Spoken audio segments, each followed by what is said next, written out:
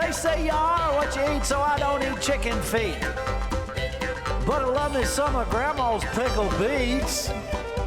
Well, cut it up, put it in the pan, throw it over your shoulder and see where it lands right here in Farmer's Kitchen. Maters, taters, beans and corn, the cows in the barn and the sheep's been shorn, kids in the barnyard chasing Grandpa's chicken. Spices, slices, cuts and dices, gonna slash your grocery prices right here in Farmer's Kitchen. Help you grow your garden good with recipes to suit your mood. Try some grub you've never tried before. Smash it with a wooden mallet, gonna educate your palate. Right here in Farmer's Kitchen, in Tim Farmer's Country Kitchen. We're gonna cook something good now. Hello and welcome to the Farmer's Kitchen. We're the farmers, and this is our kitchen. That's right. And what are we today, Mrs. Farmer? Starving, always. She's starving. You haven't fed me all day. Well, here's the truth to this show. This is not a set, this is our kitchen. And we're actually cooking dinner. Now, we have to think ahead on these things because I actually do have to feed you and I have to feed myself. Right. Or we would collapse in front of the cameras, which Exactly. would be bad. So we're gonna get some things going and we've already got some things ready. Right. But today we're gonna do a very fun show. We're gonna do some real comfort food and we're gonna do a little bit of history on a dish that we sampled very recently. One of the things that we're gonna have here is pulled pork. Which you love. Now I'm gonna give you a secret to my pulled pork. A lot of people say don't brine your pulled pork. You can brine your pulled pork, but I will give you a warning. There's a lot of fat and it pulls that salt in and can become almost overwhelmingly salty if you are not careful with your brine. Many times if we're cooking a small one like this, I don't think that you need to brine it. Now the thing that we do to get our taste right off the bat is we're gonna get some bite here with the vinegar that's in mustard, and we get the taste of the mustard, which barks up nicely, doesn't it? Nikki likes to pull the pork real quiet. She doesn't tell me when she's doing it, because and then I come in and she's like munching like a little mouse on a piece of cheese. Take all the outs. I take it off the bottom so she you don't takes notice. all the bark off. That's right, I don't want you to And notice. she eats it. So this is a simple, quick way to get you a quality pork butt. All right, this is fat side down right now. So what I'm gonna do is I'm gonna take my dry rub, because that's the way, I like it. And I'm gonna generously coat this guy. You use whatever dry rub you like, but when you have sweet and savory to go with that bite, Makes it delicious. it makes it really, really good. So now I'm gonna Tip it have up. Miss Nikki turn this over on its side because we want plenty of this on here. We just do. Oh, the smell. A little more mustard. The mustard has its vinegar and its tang, but it's also a great binder. It sticks. Everything sticks to it, so it makes a wonderful combination. Now, we're always going to cook this fat side up because we want that fat overflowing across the meat as we're cooking it. So there's it. Beautiful fat side up. Just take a little bit of that cadmium yellow, make a nice pretty bird right here. That's a good bird. Put a little tree over here. Just any way you want to do it. It's up to you. It's beautiful. Now, we love Bob Ross. So now we're going to come back with a generous heap of flavoring You are on getting top. it flavored. Very nice. And then we're going to take it to our smoker. Now we've let this sit out for a couple hours for that to get room temperature. But there's a secret. Should I tell them? Tell him. You already tell him everything. All right, my deal for this little guy right here, I'd want to cook him 10 and a half, 11 hours at about 230 to 235 degrees. Low and slow, fat side up, in the smoker. It's where it's going right now. Just a little more on top. So that's basically mustard and dry rub. And look what we've got. That looks beautiful, Yes, like it it does. is. But I wouldn't recommend eating it We need to cook it. until you cook it. That's right.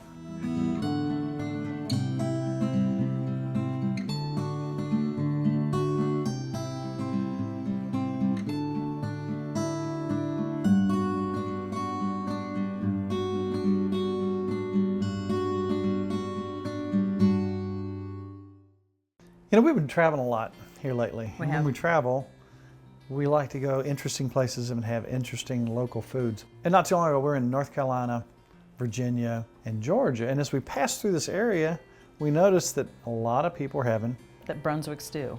Brunswick stew. I had never had it. I loved it. Oh, it's a delicious. thick, meaty. Right. You know, you could kind of compare it to, you know, maybe a burgoo type thing.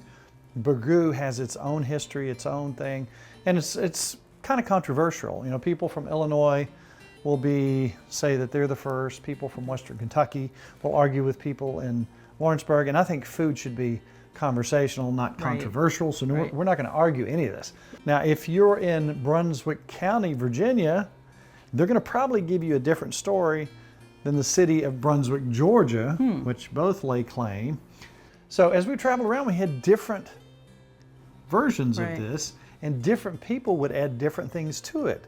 A very thick, meaty stew. They used pulled pork and chicken in theirs, and a lot of other interesting things. So we're going to make that.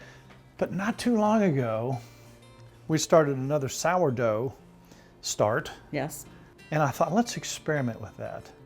And so I thought, what if we have some pulled pork sandwiches, but you make a homemade sourdough bun? Would you take a look at this? They're beautiful. Take a look at that. It's not perfectly shaped. Because I did it. Well, the thing is, that's the good thing about it. It's real. So you just cut that open and you have the perfect bun. We're going to show you how to do that. But first of all, let's get our stew started. I'm going to start with a little olive oil. I'm going to go ahead and take a yellow sweet onion. My favorite. Do you want to know which place had my favorite? In Wilmington.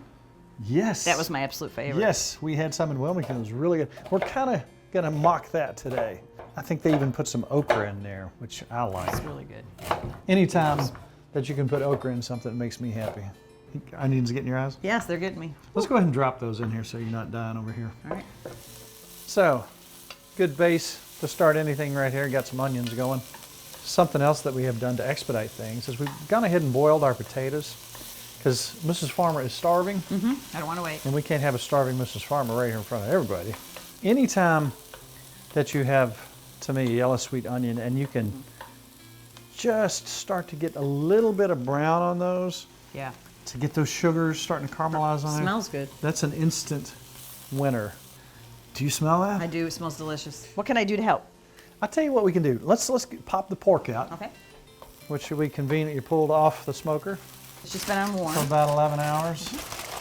Oh, would you look at this? That's beautiful. That's Now, I want you to look at the moisture that's still in here.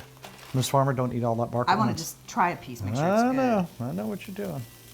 Oh. Most of the time, you don't make the pork especially just for the stew. But you want sandwiches too. It's usually a leftover thing. This is going on that That's in a right. little while. But in the meanwhile, we anticipated that we would have some left over because it's just you and I. Again, Kelly's got that alpha gal thing going, so a lot of the stuff that she used to take home with her, she can't now. Darren would like some. We'll send some for Darren. Darren has to be nice though Okay. and bring me lots of money. Okay. Okay, so here's where we're going. We have some beef stock. Keep your beef stock. I'm going to start with about 4 cups, and I'll probably put more than that in there. And here's 28 ounces of tomatoes. Yummy. Now I want you to look at this. Look at the moisture. Look at the color. Look at the consistency. Look how that's coming out. Listen to the moisture that's in this. Ooh, that fatty part. I mean, look at this. The way that we did this, there is no dry meat. Oh, look at that. Oh my, would you look at that. Now in just a little while, that's going to be on one of your sourdough buns. We're going to show you step by step how to do that, by the way. Let's go ahead and pop that in here. So we're going to take that much for now. I would say it's about a cup, wouldn't you? Oh, at least maybe a little more. That's a lot. And let's see what we got here. Yeah, we need a little bit more, actually. A little bit more? Now that's already starting to get that look. Oh my. And I'm going to take some chicken. I'm going to go ahead and put some chicken in here as well. This will all be so fast because everything's cooked. If you have a loved one that has a problem with red meat, you can do chicken. And you need to use chicken stock. For those of you that are interested or have a loved one that's suffering with this and wonder how things are going, let's go talk to Dr. Matt about Alpha Gal.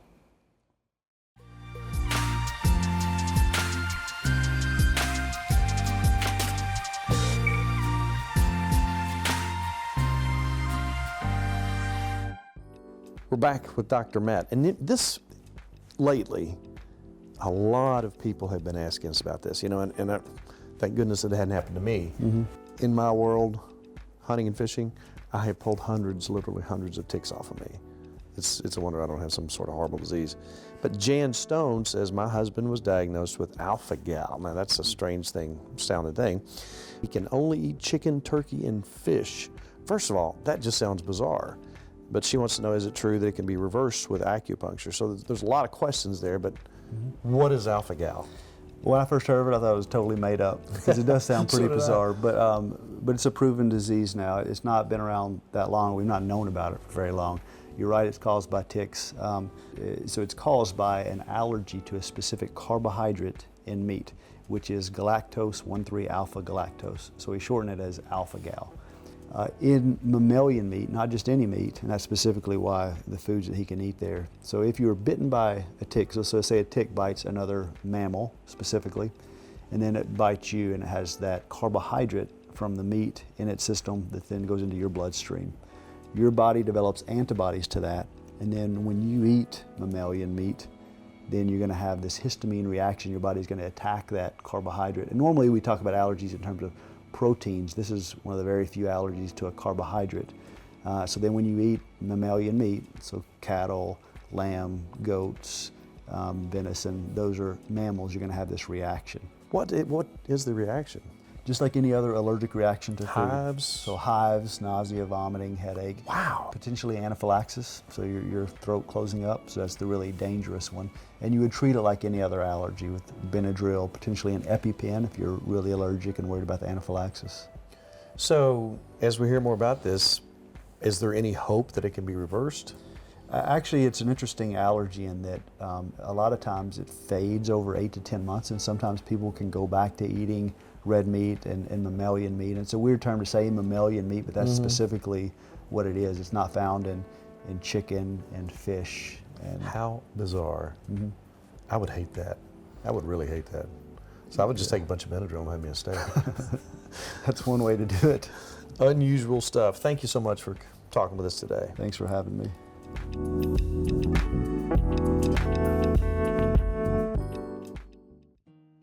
Now, one thing that we noticed, every restaurant and every person, when we sampled their Brunswick stew, it was thick with meat. You could definitely stand a spoon up in it, or two. Can I put these in? Yes. And I'll get you some more meat. And many times, we would taste a sweetness, and we would ask, and a lot of times it was brown sugar, but more in the Georgia areas, it seemed to be barbecue sauce. Now, a lot of the old recipes will say butter beans, lima beans, whatever you want to call them. So, do you want to put smoker in it? I think we should. Karen, our Karen gave us buddy, that. grows her own and cut these up and froze them. Isn't that for us. nice? I was so glad to find those. today in the Anytime I freezer. can find an excuse to put okra in something, I'm digging it. Now, something else I'm going to do too to add just a little more smoky, sweet and savory flavor. I'm going to put a little bit of my dry rub in there just for interesting taste. And I'm going to put some good, healthy sea salt with no additives in there. Good idea. I'm gonna cover this up for when we do our sandwiches. How's Okay. that? Keep it warm. Look at what we've got so far. I'm tickled to death. Oh, and it smells looks so good. Now, one thing we do need is a vinegar taste. And our sweet thing here is going to be just a little bit of our barbecue sauce. That's going to have that savory, sweet and savory. That's pretty. I like the colors. You had to have the okra for the look. Now, what do you want? What do we need? Corn. Because you got to get some yellow in there. You got to make it pretty. That's exactly right. And that's the best corn ever. That is, and that's going to bring up that sweet flavor as well. That seemed pretty simple. That is pretty simple. I like that. Now that's about what it's going to look like. So some of that moisture in there is going to, as it cooks, it's going to cook out, and it's going to become thicker and thicker. So we're also going to add a bay leaf. Oh, what did I forget, Mrs. Farmer? Telecherry. Our Always. favorite pepper in the world. Gotta have that. Some telecherry pepper, Yummy. which we just ground a little while ago. Perfect. You gotta have that peppery flavor along with that. And it's perfect. Let's let that simmer, Right. cook it down, and then we'll come back and try it and see if we need to add anything. How about I make some bread? Let's make some bread. You accepted the challenge. I said, man, let's do something with that sourdough. If you want to find out how to do a quick starter yourself, it's so easily done in your own kitchen. Right. It's not a hard thing. Here's a look back real quick, just how to start this, then we'll get on with this recipe. Day one, What do you do, Miss Farmer? And we started with we just used a glass bowl and we would cover it each night so we could kind of watch it better. I just have these because I think they look fancy to have it on the counter. We took some video with our phone because it was such a process. Now we used just regular store-bought all-purpose flour. Right. 4 ounces, 4 ounces. Flour, water. You put this in, mix it up, Right. cover your bowl, set it in a temperature anywhere between 70 and 80 degrees, which is pretty easy to do. Right. We set it in a room over top of the garage That's where we kinda knew it was a warm. little bit warmer. Right. Day 2, we come back, 24 hours. 24 hours, and we notice there's already a few bubbles in Right. here. That's what you want to see. That Right. means things are working. It's eating. Yes. Day 2, 24 hours later, we add 4 ounces of flour, 4 ounces of water. We mix it up, stir it up real good. Then you scrape any down off the sides, down into the bowl. Right. Cover it, set it back in your spot where it's 70 to 80 degrees. Day 3, Did you notice something different day 3? I did notice something. It's really starting to work. It's starting to get a smell to it. It's starting to is. smell like sourdough bread. A little bubbly. A little bubbly. Same thing. Feed it. Right. 4 ounces flour, 4 ounces of water. Right, equal Mix parts. it up. Equal parts. Mix it up. Scrape it off the sides. Right. Cover it back in your 70, 80 degree Easy, environment. simple. Easy. Day 4, we noticed something really unique. Started getting a vinegar smell and Yeah. that sourdough. Got excited. It was didn't we? sour. Yes. It was a little pungent. So we stirred it up, fed it again, Right. put it away, covered it, and it really did. You hope for that vinegar. Lots of bubbles. Lots of bubbles at this point. Day 5, we fed it after day 4. Day 5, guess what? It's ready to use. Yes, it if is. you're having that action and it's doing its thing, sometimes you may want to go another day, feed it, and do it another day. Right. But it worked for us. It was ready to go. So we got our start. How long? You've had that since November? I started this in November, and I've been working on it. And what's really nice about this is I try to make a spread every couple days. If we go on a trip, you can put it in the fridge for 7 days. Or if I'm not going to make bread, and I keep pulling the same one out. And if you find out that you've got too much bread, you just take it and You eat it, that's right. And this is actually down low. It's usually up because I've been playing and practicing. I'm down to like my last, I got to keep her going. But again, I want you to look at this. Look at this thing of beauty. Isn't that pretty? Look at that bun. And it You just tastes take a good. bread knife, cut that in half, and boom, you've got you something special. So here's what we started with. I started, and I've already warmed this up, just warm, and this is half and half Gotcha. that I used. It's actually half a cup of half and half. And this is where I use my starter. So half a cup of that, and I'm gonna use half a cup of my starter. And I'm probably gonna use about all this.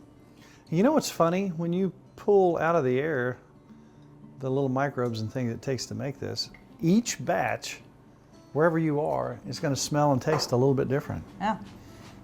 So that's what I'm starting with. Half a Okay. cup of half and half, and I got half a cup of my starter.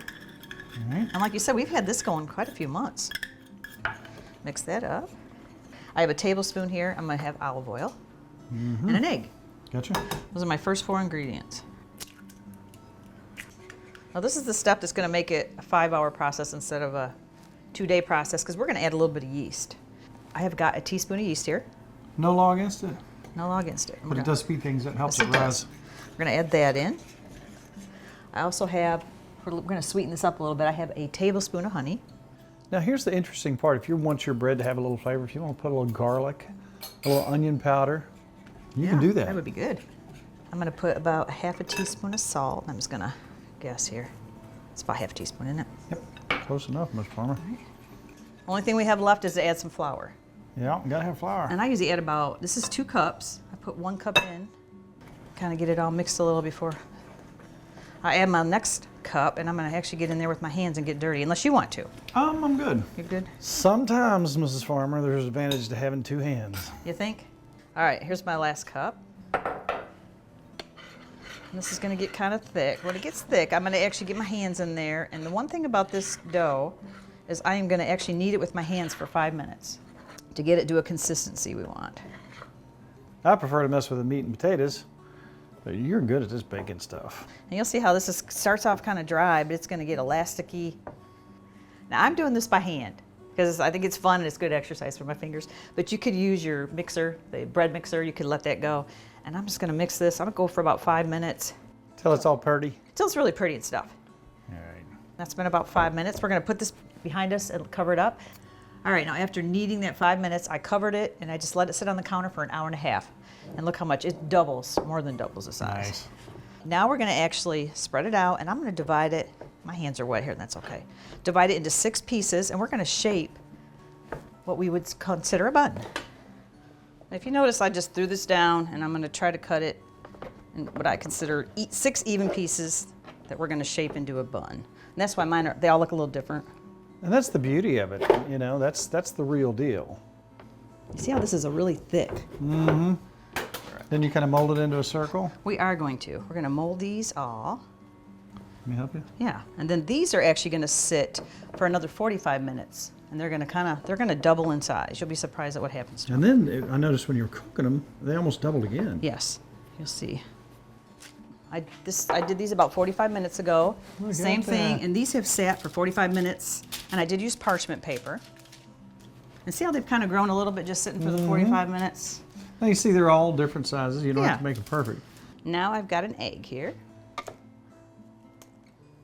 Here's my little baby whisk. Kelly likes my baby tiny whisks. baby whisks? Yes, my baby whisks. And they're good for this purpose. So you're not just going egg white, you're going the whole. Yeah, I'm not dividing it. Some people do white or the yolk. I'm just doing the whole thing. Gotcha.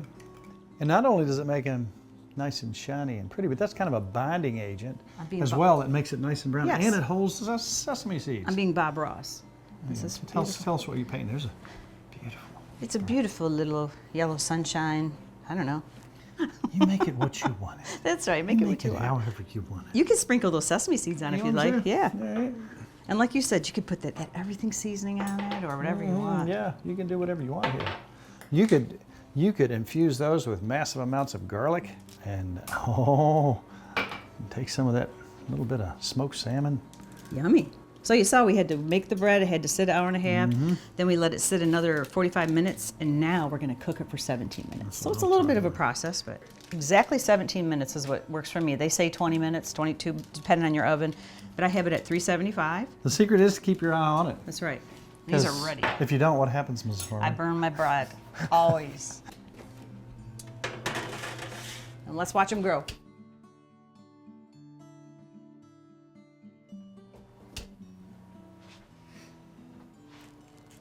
They're hot, but look at all my different sizes. Look at those. But you know what? How big a sandwich do you want? You Yeah, get to pick. That's right. So we're just going to take a little bit of butter and a little bit of garlic. We're going to take our sourdough bun. Toast it. We're going to roasty toast it. Then let's pull a little bit of pork for our sandwich. And we're going to have some Yummy. Brunswick stew and a wonderful, beautiful pulled pork sandwich. Yummy.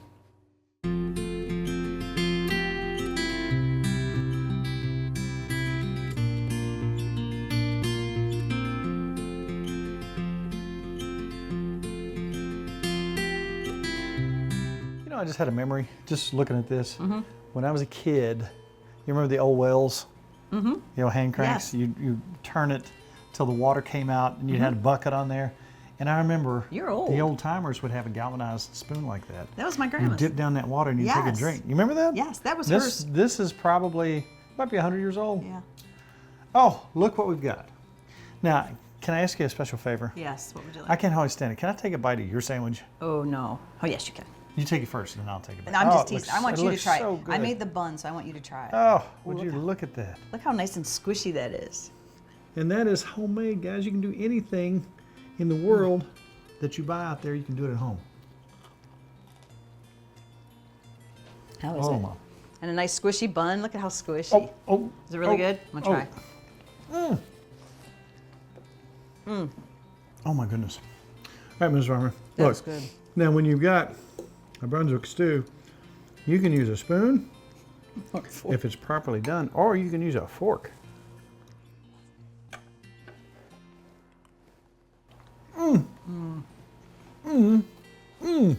That's delicious. Oh my. You could eat on that all day too. Oh my. Oh wow. I could cry. This is wonderful. You know, Don't cry. there's something sad here though. What's so sad? Our half hour's up. Oh man. That being said, Mrs. Farmer, if you're hunting reindeer on the tundra I do and that a somebody lot. runs up to you and says, Mrs. Farmer, how would you find our recipes? Where would you go? I'll tell them timfarmerscountrykitchen.com. That's where they need to go if That's they want right. to learn how to cook the reindeer. That's right. And also, we have lots of folks out there who like to talk to us on social media. If they want to come to our Facebook page, what would you have them do? I'd have them hit like. It's just that simple. Thanks again for hanging out with us for 30 years. We've been doing television, Mrs. Farmer. You have. 30 years, and I thank you for coming along about 13 years ago and making this show better than it should be. Oh, that is sweet. So it's all about Good times. good friends, And really good eats. and we're going to eat right now. You can't stop us. We're out of control. Funding for Tim Farmer's Country Kitchen is brought to you by Boone Contracting. Dream, design, build. We build your dreams. Lexington. Wilderness Road Hospitality, Stanford, Kentucky. Buck's Grill, cooking for the folks since 2008. Maysville, Kentucky. Ephraim McDowell Medical Center in Danville, Kentucky. A destination soaked in bourbon history, Log Still Distillery. Set against the backdrop of Kentucky's iconic rolling hills in Nelson County.